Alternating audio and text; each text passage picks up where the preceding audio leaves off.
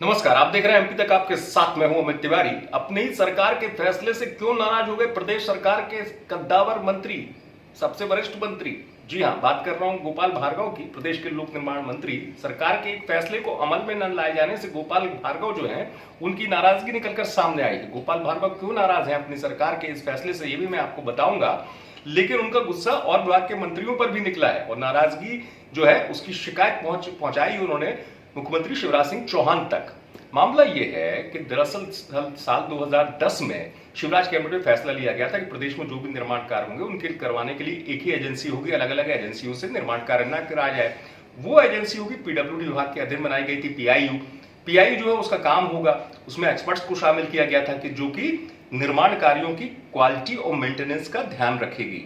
और वो दौर था कि उसके बाद पीआईयू के माध्यम से ही टेंडर जारी होते थे, निर्माण कार्य कराए जाते थे, चाहे वो किसी भी विभाग का हो, जैसे स्कूल शिक्षा विभाग के कोई बिल्डिंग का काम हो, आदिम जाति कल्याण विभाग की कोई बिल्डिंग का काम हो, तो ये काम पीआईयू कराती थी। अब हुआ ये कि जिस पद्धति पर चल रहे थे पीआईयू के जरिए निर्माण कार्य कराने की, उससे हटकर अब ये हुआ कि जो अन्य एजेंसियां सरकारी, जैसे आप उदाहरण के तौर पर समझिए हाउसिंग बोर्ड होता है। अब उदाहरण के तौर पर आप ये भी देखिए कि भोपाल विकास प्राधिकरण अपने दायरे से यानी भोपाल जिले से बाहर जाकर भी निर्माण कार्य करवा रहा है।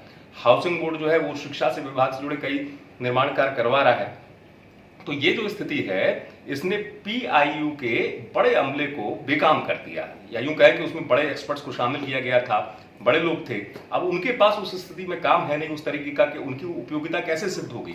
यही वजह है कि गोपाल भार्गव की नाराजगी निकली। मुख्यमंत्री शिवराज सिंह चौहान तक उनकी शिकायत पहुंची, उन्होंने अपनी शिकायत दर्ज कराई है और कहा भी ये भी जा रहा है कि मुख्य सचिव से भी उन्होंने कहा है कि इस मामले में निर्देश जारी करें मुख्य सचिव कि जो निर्माण कार्य है वो पीआईयू के माध्यम से ही कराया जाए।